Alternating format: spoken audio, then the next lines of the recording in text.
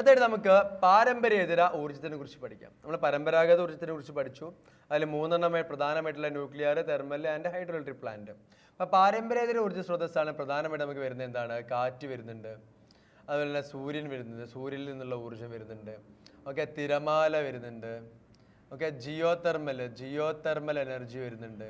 അപ്പോൾ ഇതൊക്കെ ഇതിനകത്ത് വരുന്നതാണ് പ്രധാനമായിട്ടും. അപ്പോൾ ഈ പാരമ്പര്യേതര ഊർജ്ജം പഠിക്കുന്നതിന് മുമ്പേ നമുക്ക് ആദ്യം ആരെ കുറിച്ച് പഠിച്ചു വെക്കണം? അനേർട്ട് എന്ന് കേട്ടിട്ടുണ്ടോ നിങ്ങൾ? അനേർട്ട് ക്ലിയർ അല്ലേ? 1986 എന്താ അനേർട്ട് രൂപീകൃതമായിട്ടുള്ളത്. അനേർട്ട് എന്ന് വെച്ചാൽ എന്താ? Agency for non conventional energy and rural technology. അപ്പം നോൺ കൺവെൻഷണൽ എന്ന് വെച്ചിട്ടുണ്ടെങ്കിൽ എന്താണ്? റിന്യൂവബിൾ ആണ് അല്ലേ? നോൺ കൺവെൻഷനൽ അല്ലെങ്കിൽ റിന്യൂവബിൾ അല്ലെങ്കിൽ പുനഃസ്ഥാപിക്കാൻ പറ്റുന്ന ഊർജ്ജം, അതുമല്ലെങ്കിൽ പാരമ്പര്യേതര ഊർജ്ജം എന്ന പേരൊക്കെ ഇതിനകത്തുണ്ട് പഠിച്ചു വയ്ക്കാം. ഓക്കെ, അപ്പോൾ അനേർട്ട് ആണെങ്കിൽ എന്താണ്? Agency for non conventional energy and rural ടെക്നോളജിയാണ് അനേർട്ട് ആണെങ്കിൽ 1986 ആരംഭിച്ചു. ഓക്കെ, അപ്പോൾ നമ്മൾ എന്താണ്? പാരമ്പര്യേതര ഊർജ്ജ വികസനത്തിന് വേണ്ടി ആരംഭിച്ച ഒരു സ്വതന്ത്ര സ്ഥാപനമാണ് അനേർട്ട് ആണെങ്കിൽ. ഓക്കെ, 10 കാര്യം നമ്മൾ മനസ്സിലാക്കി വയ്ക്കുക അനേർട്ടിനെ കുറിച്ചിട്ടാണെങ്കിൽ. ഫസ്റ്റ് ഓഫ് ഓൾ നമ്മൾ എന്താണ്? കാറ്റിൽ നിന്നുള്ള ഊർജ്ജമാണ് നോക്കേണ്ടത്. കാറ്റിൽ നിന്നുള്ള ഊർജ്ജം. ഓക്കെ, അപ്പം കാറ്റിൽ നിന്ന് ഏറ്റവും കൂടുതൽ വൈദ്യുതി ഉൽപ്പാദിപ്പിക്കുന്ന രാജ്യമാണെങ്കിൽ ഏതാണ്? രാജ്യം ചൈനയാണ്. കൺട്രി ആണെങ്കിൽ എന്താണ്? ചൈനയാണ് രാജ്യമാണെങ്കിൽ. സംസ്ഥാനമാണെങ്കിൽ ഏറ്റവും കൂടുതൽ ഏതാണ്? തമിഴ്നാടാണ്. കാറ്റിൽ നിന്ന് ഏറ്റവും കൂടുതൽ വൈദ്യുതി ഉൽപ്പാദിപ്പിക്കുന്ന സംസ്ഥാനമാണെങ്കിൽ ഏതാണ്?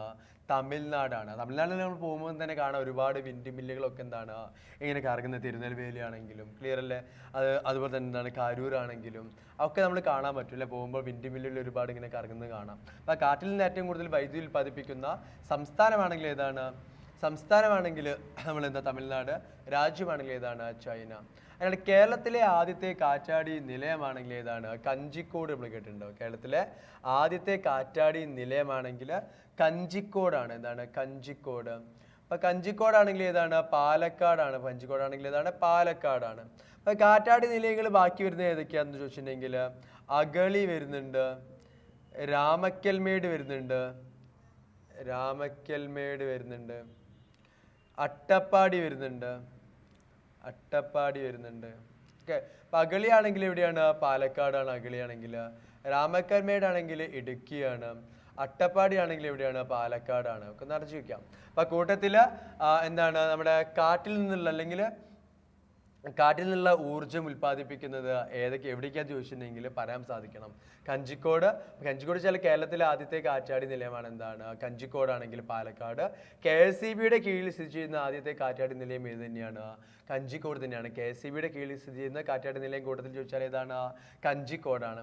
ഓക്കെ, പിന്നെ എന്താണ്? അഗളി ആണെങ്കിൽ പാലക്കാട്. രാമക്കൽമേട് ആണെങ്കിൽ എവിടെയാണ്? ഇടുക്കിയാണ്. എന്താ? രാമക്കൽമേട് ആണെങ്കിൽ.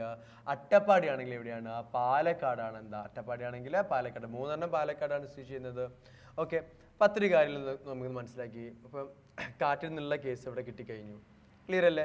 ഇനി നമുക്ക് നെക്സ്റ്റ് വണ്ണാണെങ്കിൽ സൂര്യനിൽ നിന്നുള്ള ഊർജ്ജമാണ് നമുക്ക് ഇനി നെക്സ്റ്റ് ആയിട്ട് പഠിക്കാനുള്ളത്.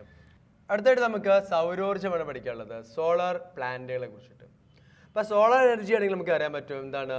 ഫോട്ടോ വോൾട്ടായിക് സെല്ലിലൂടെയാണ് നമ്മൾക്ക് സോളാർ എനർജി, സൂര്യനിൽ നിന്നുള്ള ഊർജ്ജം എന്തായിട്ട് കൺവേർട്ട് ആക്കുന്നത്? ഇലക്ട്രിക്കൽ എനർജി ആയിട്ട് കൺവേർട്ട് ആക്കുന്നത് സോളാർ സെല്ലിൽ നിന്നാണ്.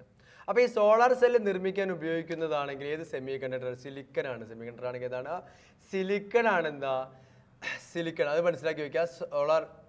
ഓക്കെ, ക്ലിയർ അല്ലേ? സോളാർ പ്ലാന്റ് ആണെങ്കിൽ സോളാർ പ്ലാന്റ് നമുക്ക് കിട്ടിക്കഴിഞ്ഞു. സോളാർ പാനൽ നമുക്ക് കിട്ടിക്കഴിഞ്ഞു. ഫോട്ടോ വോൾട്ടായിക് സെല്ലിലൂടെയാണ്. ഫോട്ടോ വോൾട്ടായിക് ആ പ്രവർത്തനത്തിന് പറയുന്ന പേരാണ് ഫോട്ടോ വോൾട്ടായിക് സെല്ല്. ഓക്കെ, അപ്പോൾ ഫോട്ടോ വോൾട്ടായിക് സെല്ലിലൂടെയാണ് എന്താ? സൂര്യനിൽ നിന്നുള്ള ഊർജ്ജം നമുക്ക് എന്തായിട്ട് മാറ്റുന്നത്? ഇലക്ട്രിസിറ്റി ആയിട്ട് മാറ്റുന്നത്.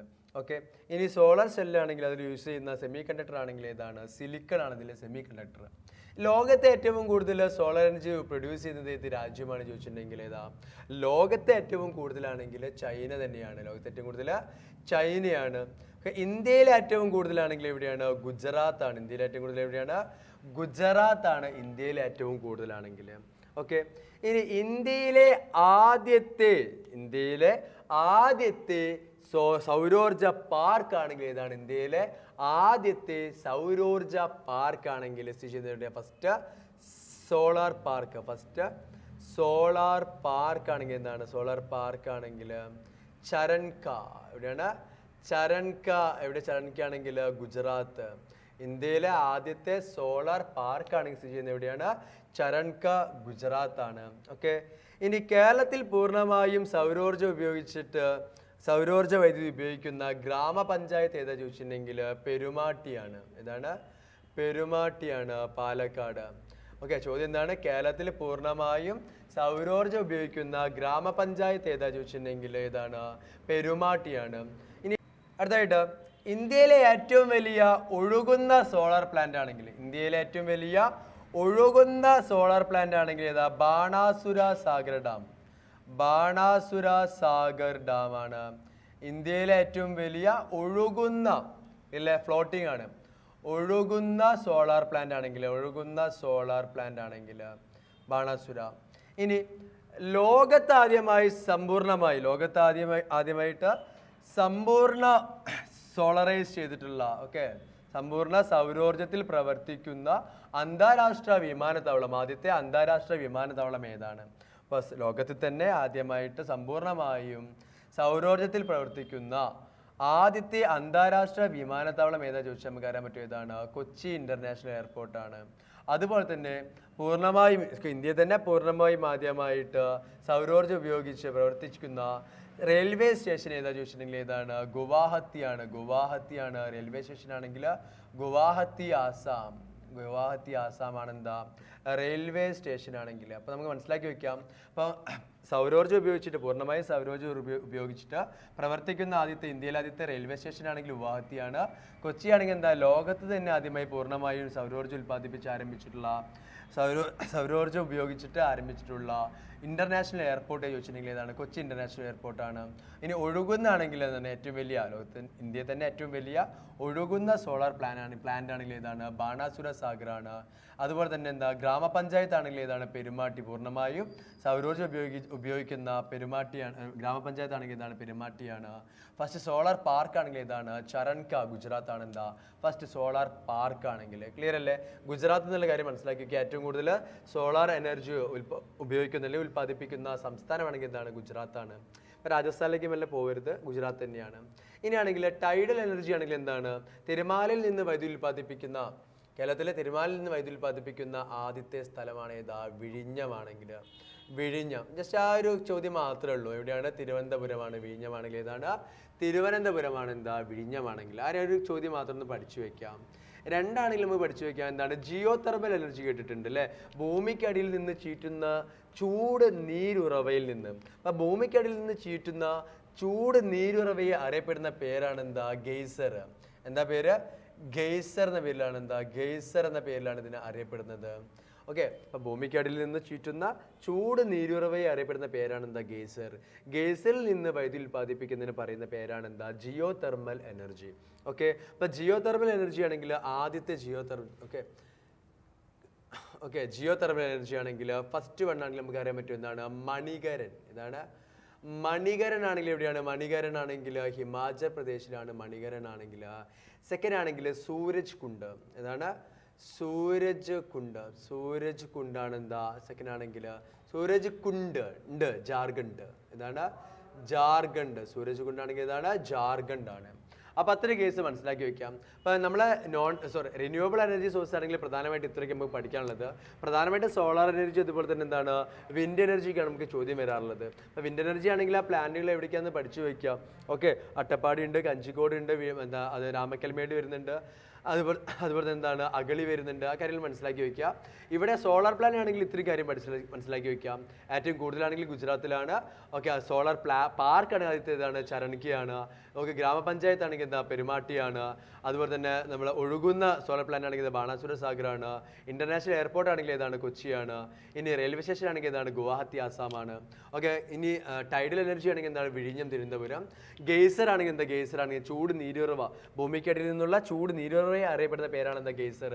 അതിൽ നിന്ന് ഉൽപ്പാദിപ്പിക്കുന്നതാണ് ജിയോ തെർമൽ. അപ്പോൾ ജിയോ തെർമൽ എനർജിയിൽ നിന്ന് വൈദ്യുതി ഉൽപ്പാദിപ്പിക്കുന്ന ആദ്യത്തെ സ്ഥലം എവിടെയാ ചോദിച്ചിട്ടുണ്ടെങ്കിൽ ഏതാണ്? മണികരനാണ്, ഹിമാചൽ പ്രദേശ്. പിന്നെ ഒരാൾ സ്ഥലം കൂടി പഠിച്ചു വെക്കുക, സൂരജ് കുണ്ട്. സൂരജ് കുണ്ടാണെങ്കിൽ ഏതാണ്? ജാർഖണ്ഡ് ആണ് സൂരജ് കുണ്ട്. രണ്ടുമാണെങ്കിൽ എന്താണ് ഫോംഡ് എന്താ ഉപയോഗിക്കുന്നത് ആദ്യമായിട്ട് വൈദ്യുതി ഉൽപ്പാദിപ്പിച്ച് എന്തിൽ നിന്നാണ്? ജിയോ തെർമൽ എനർജിയിൽ നിന്നാണ് വൈദ്യുതി ഉൽപ്പാദിപ്പിച്ചത്. അപ്പോൾ ഇത്രയും കാര്യങ്ങളാണ് നമുക്ക് വൈദ്യുതിയുമായി ബന്ധപ്പെട്ട കാര്യങ്ങൾ പഠിക്കാനുള്ളത്, വൈദ്യുതിയുമായി ബന്ധപ്പെട്ട കാര്യങ്ങൾ. ഓക്കെ, അപ്പോൾ ആ കാര്യങ്ങളൊന്ന് മനസ്സിലാക്കി വെക്കുക. ജസ്റ്റ് ഒന്ന് അറിഞ്ഞിരിക്കേണ്ട ഒരു കാര്യം എന്ന് വെച്ചിട്ടുണ്ടെങ്കിൽ പൂർണ്ണമായും വൈദ്യുതീകരിച്ച ഇന്ത്യയിലെ ആദ്യത്തെ പട്ടണമാണെങ്കിൽ ഏതാണ്? പൂർണ്ണമായി വൈദ്യുതീകരിച്ച ഇന്ത്യയിലെ ആദ്യത്തെ പട്ടണമാണെങ്കിൽ ഏതാണ്? ബാംഗ്ലൂരാണ്. ആദ്യത്തെ സംസ്ഥാനമാണെങ്കിൽ പൂർണ്ണമായി വൈദ്യുതീകരിച്ച ഇന്ത്യയിലെ ആദ്യത്തെ സംസ്ഥാനമാണെങ്കിൽ ഏതാണ്? ഹരിയാനയാണ് ആദ്യത്തെ സംസ്ഥാനമാണെങ്കിൽ. ഇനി പൂർണ്ണമായി വൈദ്യുതീകരിച്ച കേരളത്തിലെ ആദ്യത്തെ ജില്ലയാണെങ്കിൽ നമുക്ക് അറിയാൻ പറ്റിയതാണ് പാലക്കാട് ജില്ലയാണ്. 2010 ഫെബ്രുവരി 16 പൂർണ്ണ വൈദ്യുതീകരിച്ചത്. പൂർണ്ണമായി വൈദ്യുതീകരിച്ച കേരളത്തിലെ ആദ്യത്തെ പട്ടണമാണെങ്കിൽ ഏതാണ്? തിരുവനന്തപുരമാണ്. മാറിപ്പോരുത്. പൂർണ്ണമായി വൈദ്യുതീകരിച്ച ഇന്ത്യയിലെ ആദ്യത്തെ പട്ടണമാണെങ്കിൽ ബാംഗ്ലൂർ, ഇന്ത്യയിലെ ആദ്യത്തെ സംസ്ഥാനമാണെങ്കിൽ ഹരിയാനയാണ്, കേരളത്തിലെ ആദ്യത്തെ ജില്ലയാണെങ്കിൽ പാലക്കാട് പഠിച്ചു വെക്കണം, ഇമ്പോർട്ടൻ്റ് ആണ്. 2010 ഫെബ്രുവരി 16 എന്നുള്ള വർഷം കൂടി പഠിച്ചു വെക്കാം. ആദ്യത്തെ ആണെങ്കിൽ തിരുവനന്തപുരമാണ് കേരളത്തിലെ ആദ്യത്തെ പട്ടണമാണെങ്കിൽ പൂർണ്ണമായി വൈദ്യുതീകരിച്ചിട്ടുള്ളത്.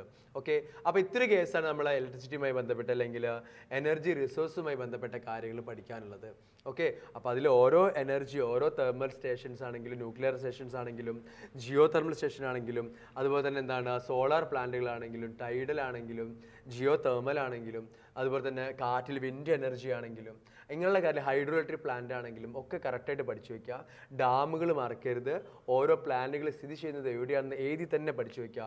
ന്യൂക്ലിയർ പ്ലാന്റിൻ്റെ ലിസ്റ്റ് നമ്മൾ പഠിച്ചിട്ടുണ്ടായിരുന്നു, തെർമൽ പ്ലാന്റിൻ്റെ ലിസ്റ്റ് നമ്മൾ പഠിച്ചിട്ടുണ്ടായിരുന്നു, ഹൈഡ്രോ പ്ലാന്റിൻ്റെ ലിസ്റ്റ് നമ്മൾ പഠിച്ചിട്ടുണ്ടായിരുന്നു. ലിസ്റ്റ് ഓഫ് ഹൈഡ്രോ പ്ലാന്റ് കേരളത്തിൽ പ്രധാനമായിട്ട് നമ്മൾ പഠിച്ചു വെക്കണം, എടുത്ത് പറയുന്നുണ്ട്. കേരളത്തിലെ ജലവൈദ്യുത പദ്ധതികൾ തന്നെ എടുത്ത് പറയുന്നുണ്ട്. അതുകൊണ്ട് കേരളത്തിലെ ആദ്യത്തെ, കേരളത്തിലെ രണ്ടാമത്തെ, മലബാറിലെ ആദ്യത്തെ, കേരളത്തിലാണെങ്കിൽ സ്വകാര്യ മേഖലയിലെ വലുത്, സ്വകാര്യ മേഖലയിലെ ആദ്യത്തെ ആണെങ്കിൽ ഏതാണ്? ഓക്കെ, കോർപ്പറേഷൻ ഏതാണ്? സ്വന്തമായി വൈദ്യുതി ഉൽപ്പാദിപ്പിച്ചത് ആരാണ്? അങ്ങനെയുള്ള കാര്യങ്ങൾ. പിന്നെ 2 പ്രോഗ്രാം, കേരള സർക്കാരിൻ്റെ പ്രോഗ്രാമുകളെ കുറിച്ച് പഠിച്ചു കഴിഞ്ഞു. വാട്ടർ കാർഡ് സംവിധാനം ആരംഭിച്ച എവിടെയാണ്? പെരുമണ്ണയിലാണ്. ഓക്കെ, കുന്നമംഗലം പഞ്ചായത്തിലാണുള്ളത്. ഓക്കെ, അങ്ങനെയുള്ള കാര്യങ്ങളൊക്കെ നമ്മൾ കറക്റ്റായിട്ട് പഠിച്ചു വയ്ക്കാം.